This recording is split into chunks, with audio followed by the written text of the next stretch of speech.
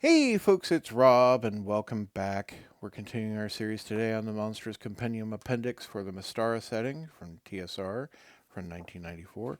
Welcome to part 33. We're going to do three different monsters today. We're going to start with this lovely creature from, hard to call it a creature, honestly. It's a Rakasta, and Rakastas are cat people, right? They are they're intelligent humanoids, and so less a creature, more something that you could encounter. Um, these are originally from the Isle of Dread module X1, so they're probably got a bit of fame to them inside the community. They've been around since before, uh, basically since AD&D came along, and so they got a bit of history. Not that cat people are hard to find in various media and genres as is. Um, Although I don't know if the Kazinti existed before, probably did, honestly. It's been forever since I read any kind of main Kazin War stuff. But yeah, there was a cat person in Star Trek the Animated Series, and that would be before this existed in X1. That is. So I'm pretty sure actually yes, Kazin existed first, and those existed in Mr. Niven's work. Yeah, before Star Trek. So yeah, definitely. Okay, sorry about that huge diversion. We have our art here. Um, Once again, disappointingly pale and washed out. Blues are just not picked up well, and anything that has blue as the darkening element has been lightened. So these sandals were meant to be just, actually more of a almost royal blue. This is a light blue sash slash waist bow. The This is supposed to be deep purple. This is supposed to be. I noticed the fletching here on. Is it a spear or a javelin? Right. Mm, uh, could be a javelin, which would explain the fletching. If it's a spear, it's relatively short, but that's not impossible for spears. Also, very faint. In fact, you cannot see it here, but in my hand, on the back of this here, this little blue bit on the gauntlet, right, actually has Wolverine claws. You cannot see them in the scan, unfortunately. But yes, there are three claws coming off of here in my book copy, and yeah, it's got yellow fur. This is a white sleeve here with, again, the blue's used for the shading, so it's completely washed out, fading into the background.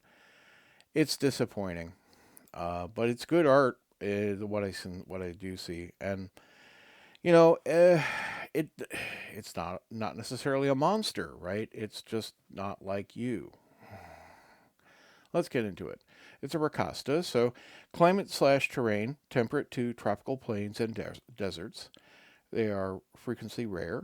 The organization is a pride, because cats. Activity cycle any. Diet omnivore. Intelligence vary. That is 11 to 12, or on average, actually a step up over humans. Treasure type M. Alignment neutral. Number appearing 3d10, so that's 3 to 30. Armor class 6. Movement 9. Hit dice 2 plus 1. To hit AC 0, 19. They get 3 attacks. It's a D2 claw, D2 claw, and a D4 bite. If you ever encountered cats, you're familiar with this.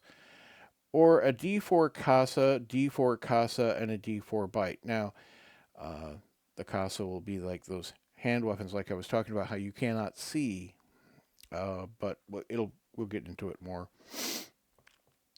Special attack is rear claws for a D3 damage each, so that kind of cat raking attack. Special defense is nil, magic resistance nil, size medium, 5 to 7 feet tall, morale elite 14, XP value 65, but the 120 for a Hatra. Rakasta are a race of intelligent, nomadic, cat like humanoids. They are a proud, barbaric race of warriors who, while not prone to instigating hostilities, quickly respond when provoked. Rakasta walk upright, much like humans, with an agile feline grace. They have feline heads and are covered with soft, tawny fur. Most fur coloration ranges from light tan to dark brown. Rakasta have cat-like eyes, most of which are brilliant green. A Rakasta has a non-prehensile tail 4 to 6 feet long, which really isn't pictured at all, but maybe it's like in the pant leg or somewhere. I don't know. Maybe they tie it up. Rakasta speak Common and their own language, so Rakasta-ese, however you want to call it. Some of the more primitive Rakasta speak in a purring voice with many rolled R's and hissed S's. Now, you can channel your inner Catwoman for that. Reach into your 1960s Batman watching and go, just drag it out. I sometimes I can roll R's and sometimes I cannot.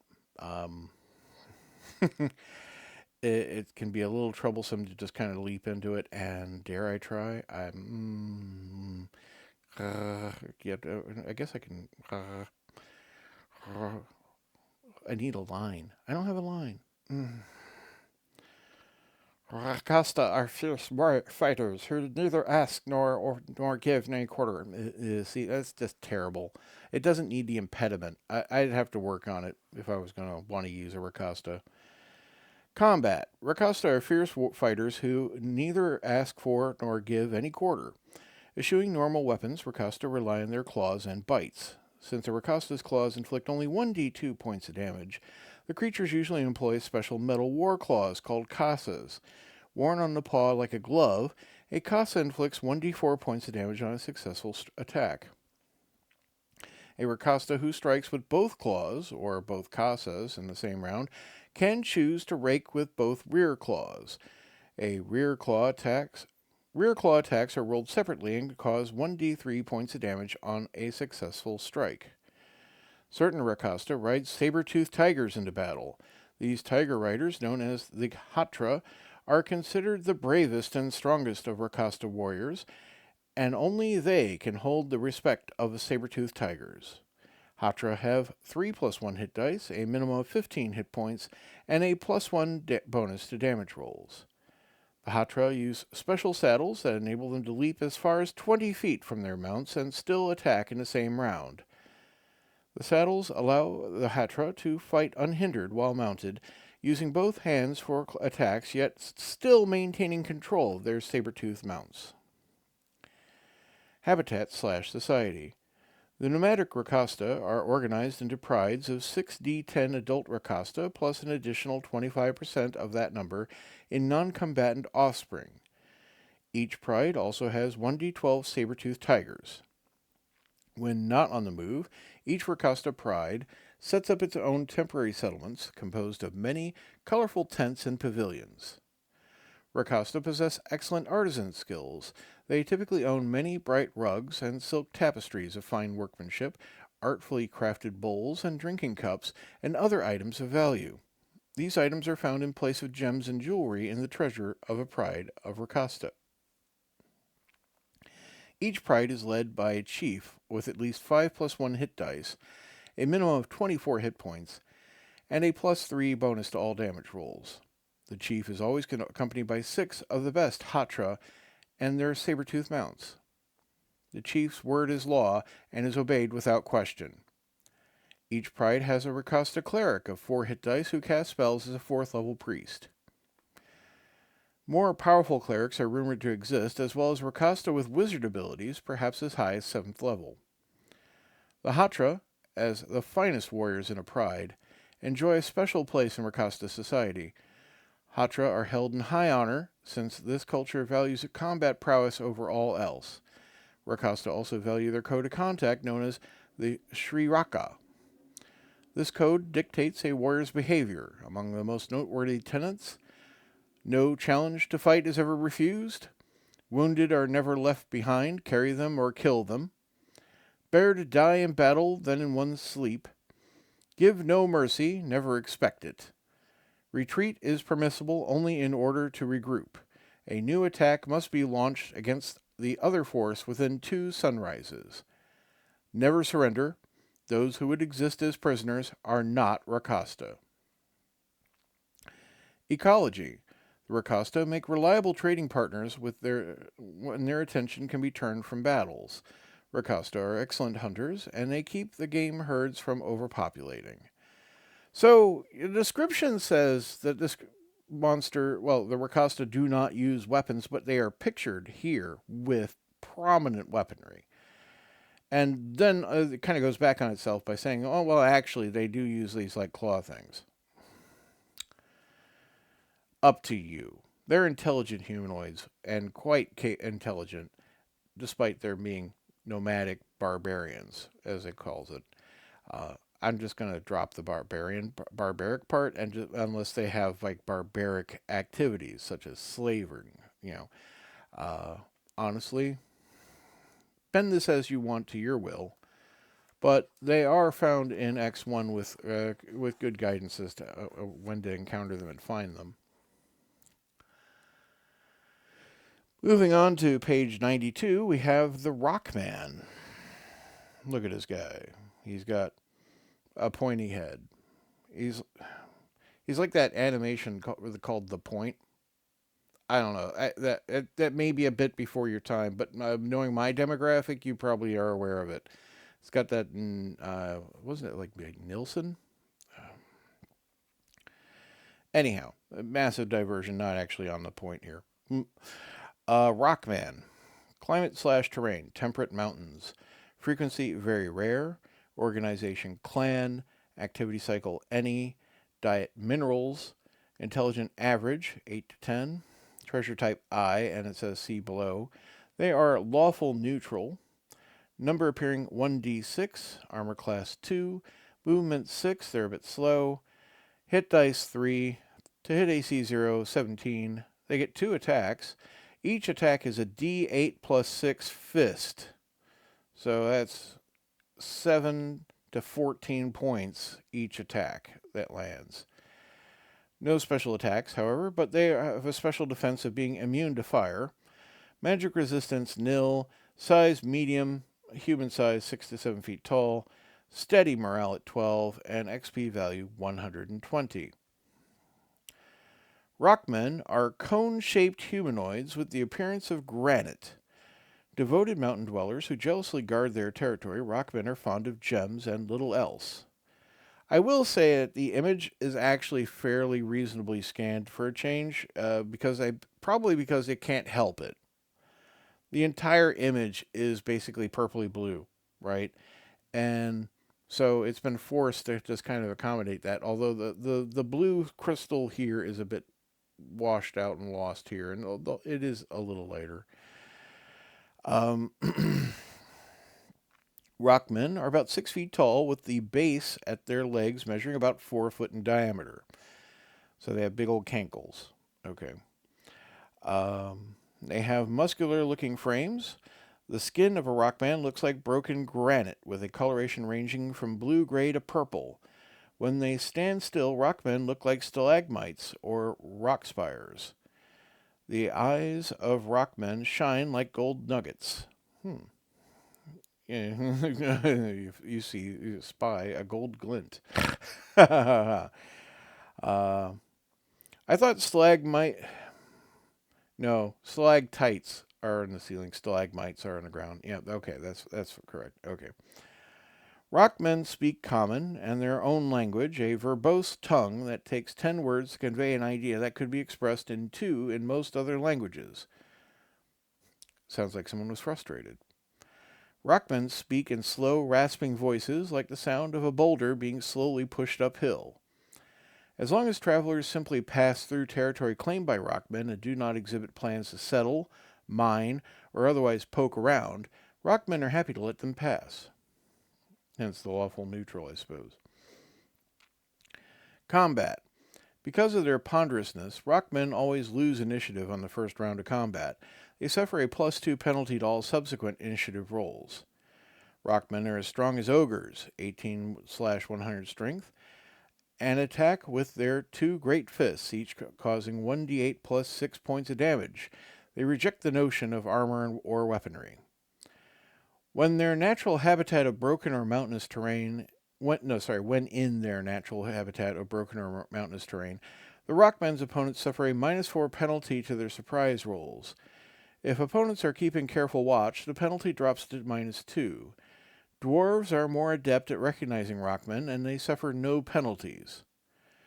I would imagine so. Rockmen are immune to all fire-based attacks. The Transmute Rock to Mud spell inflicts 3d8 points of damage to the Rockman. It's only 3 hit dice.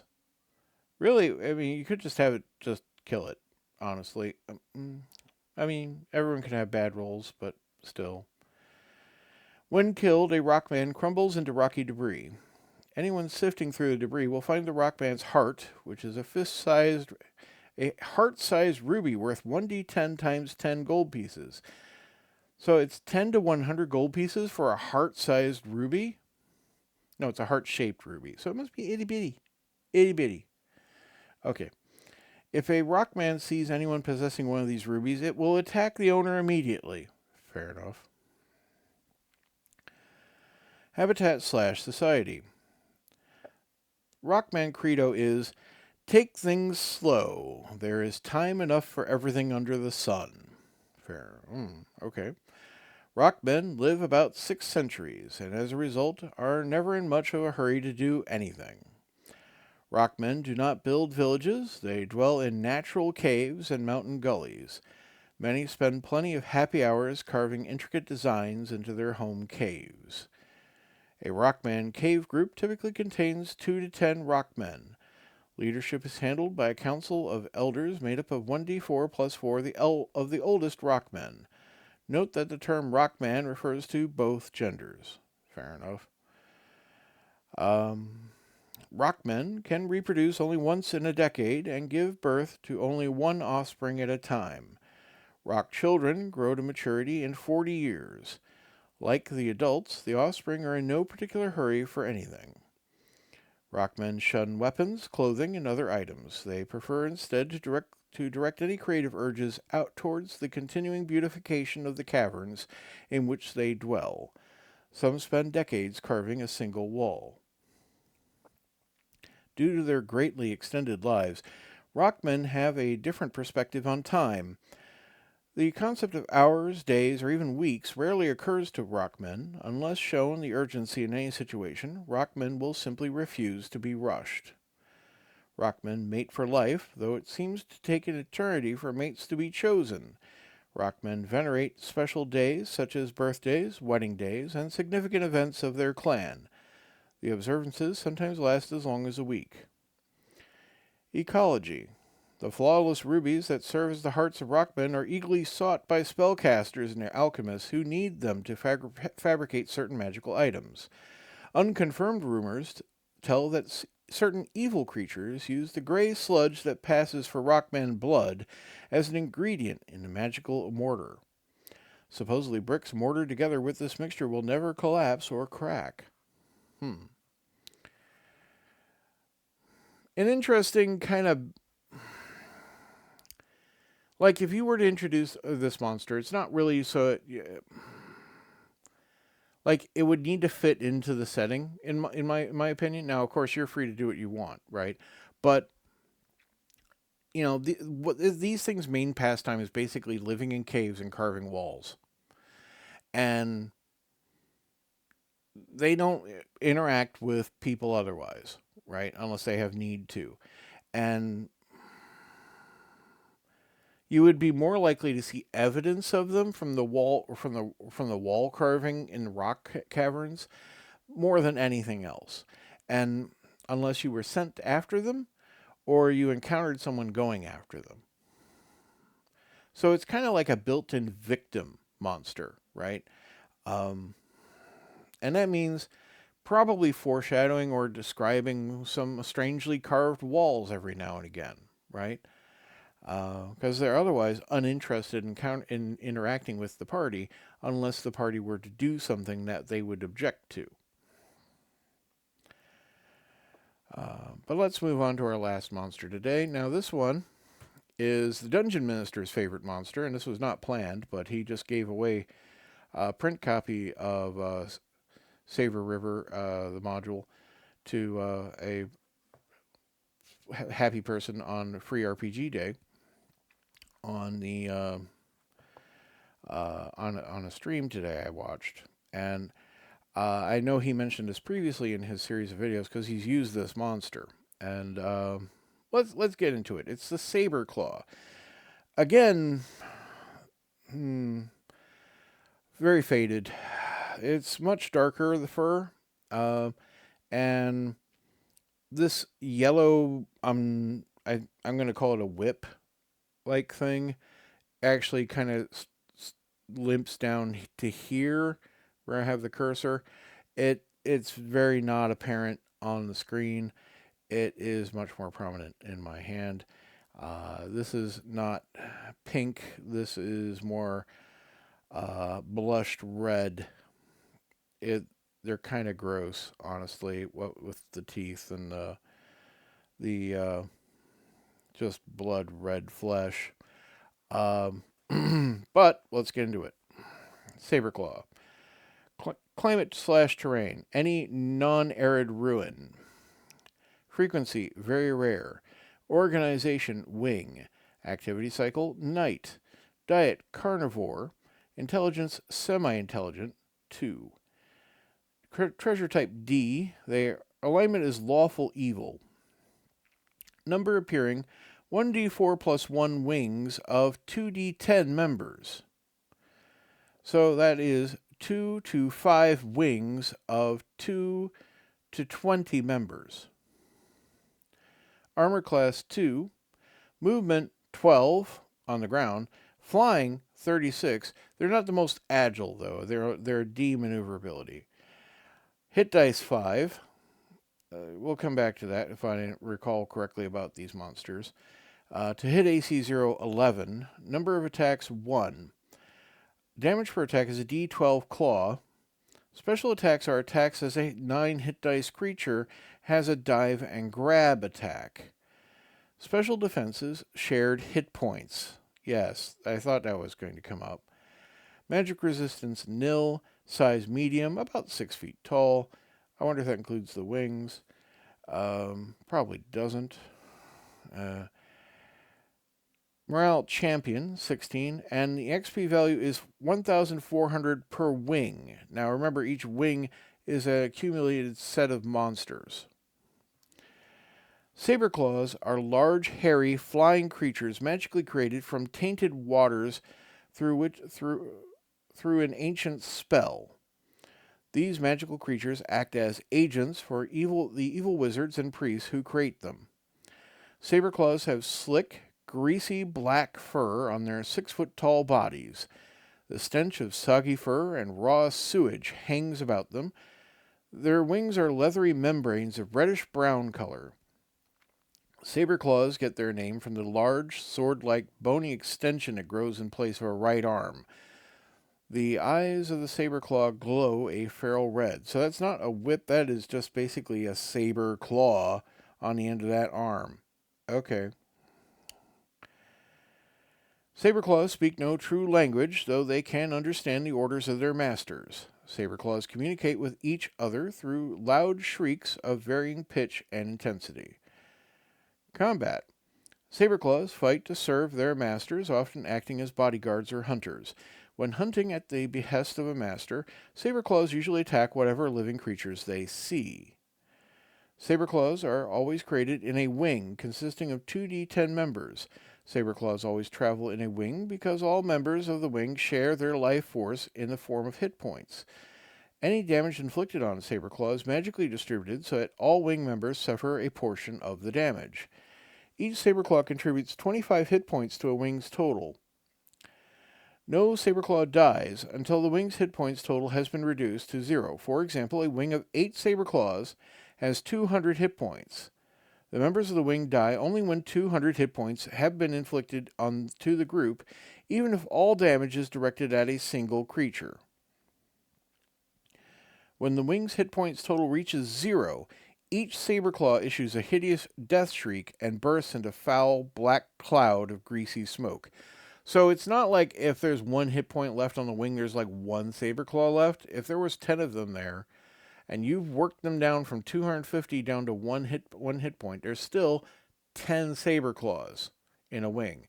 And they're all on that 1/10 of a hit point, fighting on as if they ever were, like they ever were. Because let's forgive them, it's magical creatures, right?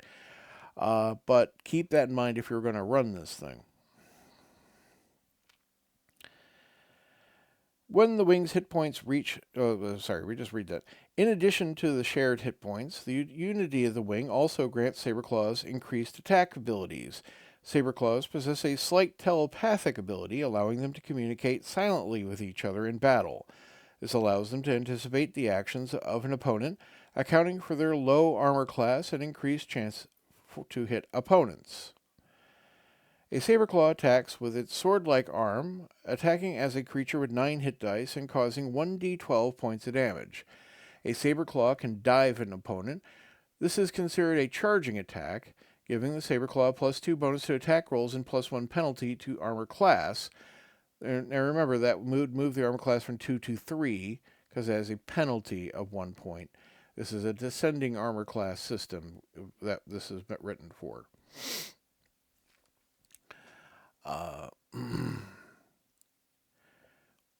Yes, +1 penalty to armor class, while giving opponents a -2 bonus to initiative. A Saberclaw inflicts double damage on an opponent with a successful diving attack. I imagine a fighter would be able to set against charge if they have a spear or a lance. Not everyone is prepared for that eventuality to begin with, and it's kind of sometimes forgotten about rule of fighter type classes. And obviously at this point, well, maybe not obviously, but to the lay person, but in 2nd edition, fighters are quite varied because of the way they can be kitted out. But if you're coming from, as I am, from the Beckme background, that's a standard ability of fighters and halflings to be able to set spear. So, if they have one... Saberclaws enjoy grabbing opponents and lifting them into the air. 2 Saberclaws can lift 1 fully equipped adult human. An opponent of size small S or smaller, so small or tiny, can be picked up by a single Saberclaw. Size large or huge creatures require 4 or 6 Saberclaws, respectively. The number of Saberclaws needed to pick up a gargantuan creature is at least 10, but may be higher depending on the victim's size and weight. Once a victim is lifted, Saberclaws attempt to carry it to great heights and drop it. If the Saberclaw's master has instructed the creatures to fetch an individual, the wing will not engage in this sport, but will obey its instructions faithfully. Because of the enchanted origin, Saberclaws are difficult to affect with magic. They are completely immune to all spells of 1st through 3rd level. They are also immune to poisons. A Saberclaw's saving throw will also benefit from the unity of the wing. Each Saberclaw makes saving throws as if it were a 5 hit die creature, plus a +1 bonus for each 4 members of the wing. Saberclaws can see invisible, ethereal, and hidden creatures, and objects as if they possess the ability of true seeing. Excuse me, I need a small swig there. Habitat/society. To a Saberclaw, life is the wing. Individually is sometimes foreign to these horrid creatures. Saberclaws fight, fly, eat, and sleep as a unit. Creating a wing of Saberclaws requires a fully stocked laboratory, an ancient forbidden spell, and ingredients and components worth a minimum of 60,000 gold pieces. The spell is known only to a few spellcasters who are reluctant to share their power by teaching the spell to others. A wing of Saberclaws can be created by a wizard of at least 12th level or a priest of at least 11th level. The process requires at least a month of preparation before a spell is cast, which takes 1d6 plus 12 hours of continuous casting. Once created, the wing obeys the creator. Should the creator die, the wing hunts down the killers, slays them, and then dissolves into black mist. Ecology. Saberclaws are unnatural, artificial life forms that neither contribute to nor take away from the environment around them. They are creatures created solely to serve a master. Although they will just randomly kill things, apparently, and apparently they are carnivores. Okay, well, I will also say that about the magic spells that, wizards require spell books. So if they know the spell, it's going to be in the wizard's spell book. Be prepared for that, DM. While priests are granted spells by their belief. And so that's less dangerous for your party to encounter in the sense of like getting access to this spell, even though it is an evil spell, which I would stress is an evil spell, although how you use spells generally dictates the evilness, but they are evil creatures, right? Anyhow, that's going to be it for today. I want to thank you very much for joining me today and listening to what I had to say about these creatures and my rambling and putting up with me.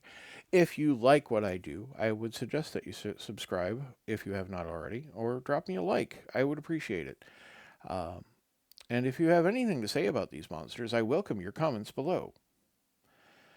Have a great day. Goodbye.